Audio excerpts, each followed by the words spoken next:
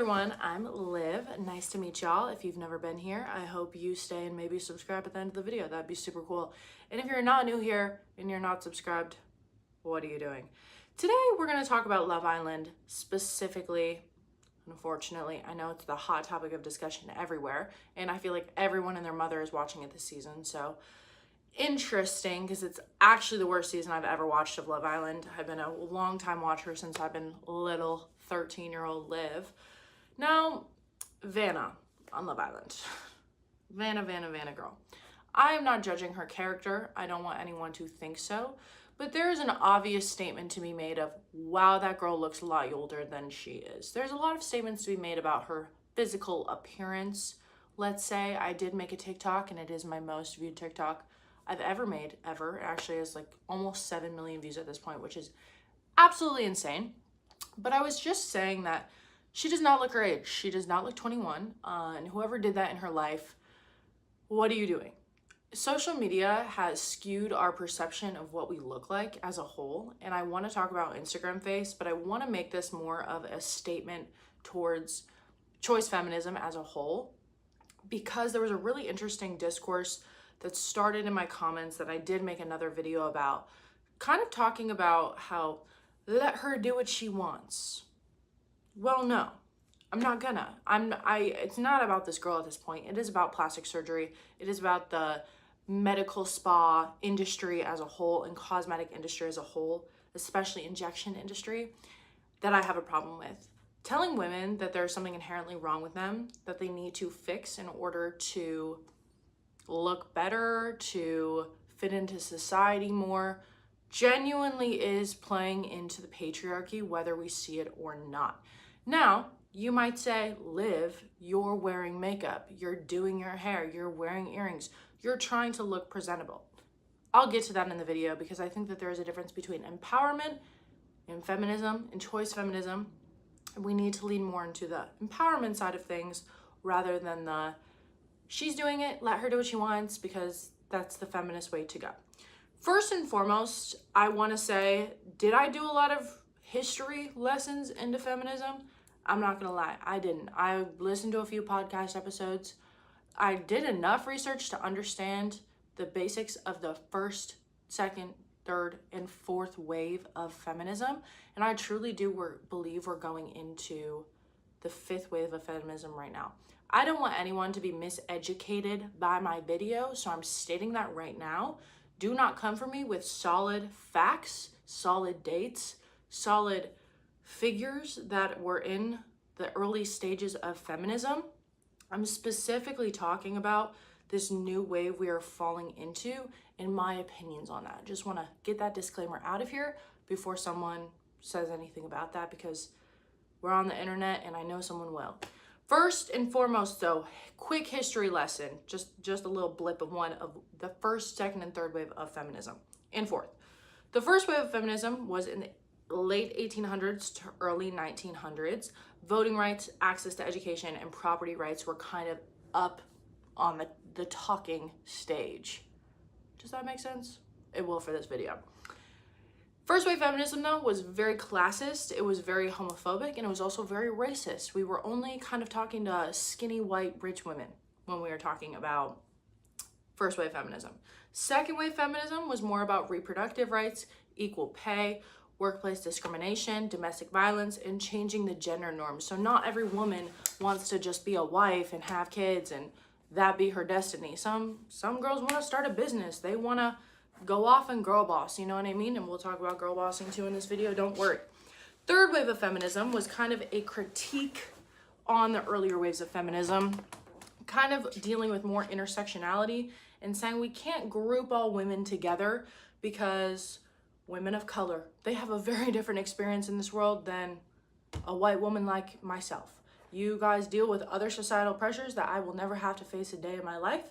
So definitely critiquing of the earlier waves of feminism, centering white middle-class women, embracing differences in race, sexuality, class, and gender identity. Then we get into the fourth wave of feminism, which is like the 2010s to quote unquote now, but I think we're really phasing out of this wave of feminism. The Me Too movement, body positivity, trans rights, online misogyny, consent culture, and racial justice. Now, when we talk about the fourth wave of feminism, this is where choice feminism started to arise, saying whatever a woman wants to do to her body to quote unquote make her feel better, to make her look better, whatever she wants to do, that is ultimately a feminist decision. This is where I start to disagree. Let me read what I have written out, and then I will continue on with my personal thoughts on this matter. Female empowerment versus choice feminism. We have allowed ourselves to say that any decision a woman makes is feminist. For example, saying plastic surgery is just a woman's choice.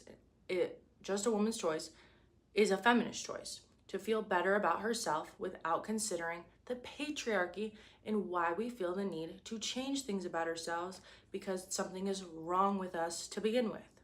We've been conditioned our entire lives to believe that wearing makeup is just our choice, rather than something we do to please the people around us. We believe that sexual liberation is becoming an OnlyFans model at the young, ripe age of 18, because we believe that sexual liberation is better than sexual expression. This is also a topic for another video I want to talk about with the sexual liberation, and I will get into this at a different time. And I would like to do more research into this before I just start speaking about it, because my thoughts are not facts, and I'm very well aware of that. But again, I've listened to like 5 hour-and-a-half long podcast episodes in the past 2 days trying to like prepare for this, and I know that those are other people's thoughts and opinions, but it's given me a lot of insight to what other people think about this stuff. And I think that what we think about these current issues is really important, not necessarily, I don't want to say not necessarily research, because that just diminishes the point of research. But yeah, again, these are my thoughts about everything. I've already said that. I'm just really covering my bases when I say these things. And we see OnlyFans as this is liberation to be able to use my body for these platforms, when in reality, and for especially for young women, I'm not talking about a 30-year-old who does OnlyFans for money on the side or is very successful in OnlyFans. I'm talking about young, susceptible children, 18 to like 25. I'm calling myself a child in this video, yes. We don't understand, and I don't think we have the weight or the mental capacity to understand how much that honestly does feed into the patriarchy.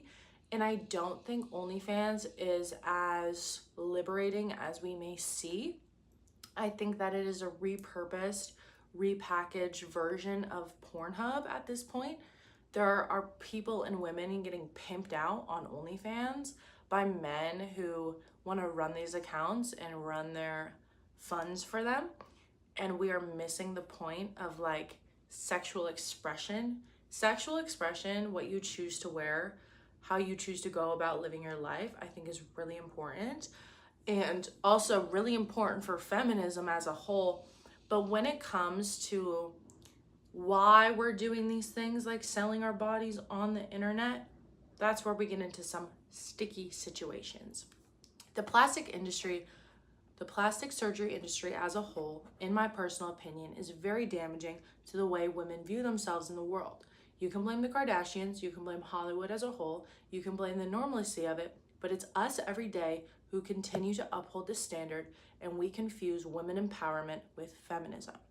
Now, the biggest things that I know I'll get drawback for with talking about this is if a woman wants to, she can.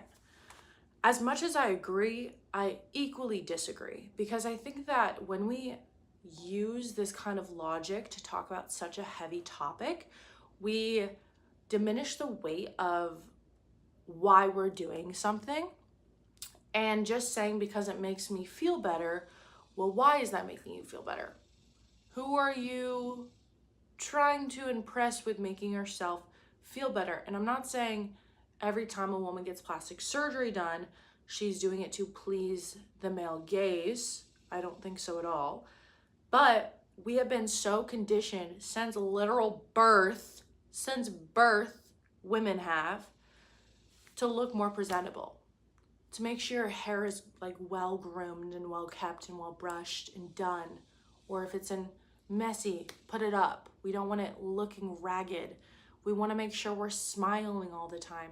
These are all things of the patriarchy. And when we continue to physically alter our appearance, and I'm not talking about makeup, but fully alter our appearance by changing the way we look to further ourselves into this hole of the beauty industry, you have to understand that the patriarchy is behind that. And as much as men might come into my comments and say, I'm not telling any woman to do that, I like a woman natural. But you don't like a woman when she looks rough. You don't like a woman when she looks quote unquote bad or not up to your standards. You can think a woman looks bad for getting a lot of work done, but you also think women look bad when they look kind of raggedy, like most men do. It's just women have a lot less leeway when it comes to the way we present ourselves into the world and wanting to look better for yourself. For example, like me, I wear mascara every single day. I feel like it just makes me look a little bit more alive. And yeah, you can say I'm playing into the patriarchy. But to me, if I don't go out into the world feeling good, I don't think I perform well. And that's not necessarily to say that I'm doing it for a male's attention, because I don't think I am at this point in my life. But I do think that there are benefits to like not wearing sweats out all the time. There are literal studies, and I know this for a fact because when I was in my super self-help phase, I did a shit ton of research about this.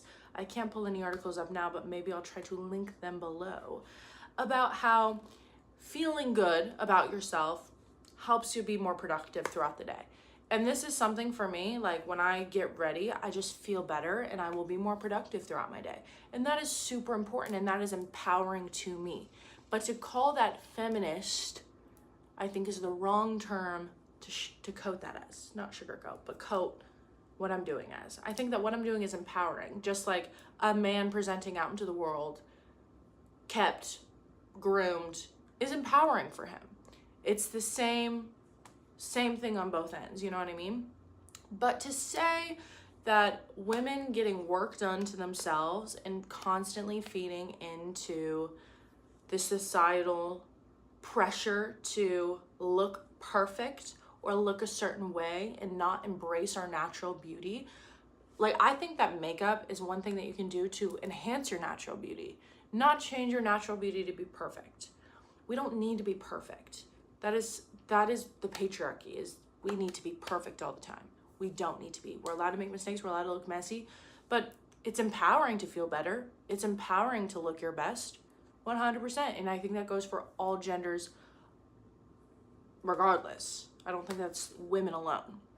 So I just think that there's such an issue with choice feminism when it comes to saying that criticizing women for constantly feeding into this lie or into this industry that profits off of us not feeling good about ourselves is damaging. And it is feeding in, again, and I'll say it 1,000 times, feeding into the patriarchy. It is feeding into conservative views. You look at Fox News, for example, you look at Caroline Levitt in the White House.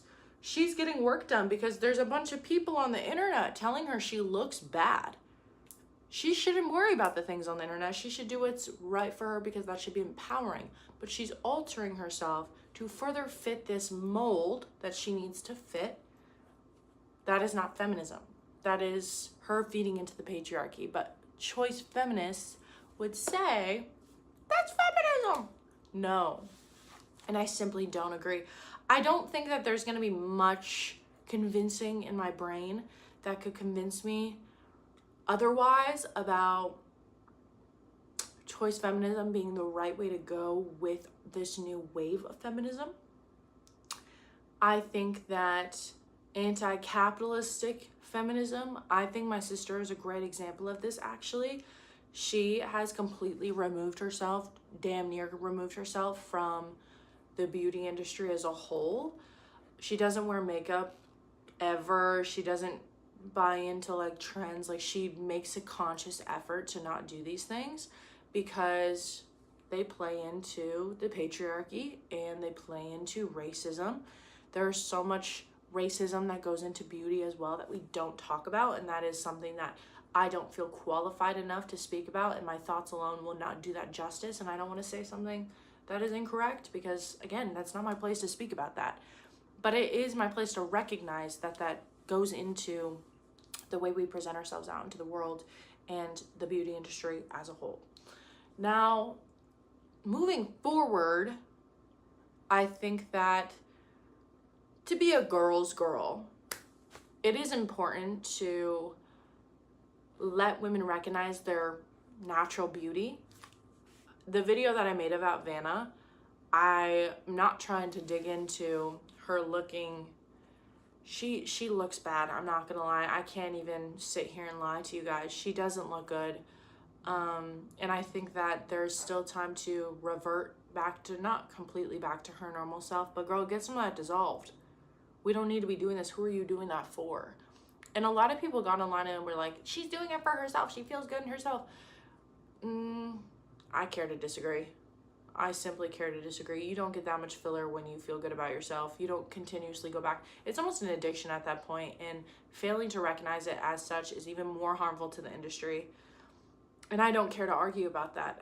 If you don't see it as that, I really don't care to argue about that. I don't think it's a good thing to argue about. I just think we need to be honest with our girls in this world, support girlhood as a whole when it comes to, there's nothing wrong with you. You are allowed to be you. And also there's a whole other issue, not issue, but aspect of like the cosmetic industry as a whole for a lot of trans women to be able to feel more feminine, and like feminine reconstruction surgery or whatever that is called. Like, there are good uses for plastic surgery that can be very feminist and like choosing to look more feminine, because that is empowering you to feel more feminine and step into more of a feminine energy, which I don't think is patriarchal. That also I won't really talk about because I don't really have space to speak about that because I don't know enough about it. But I don't want to cook off this video without talking about that.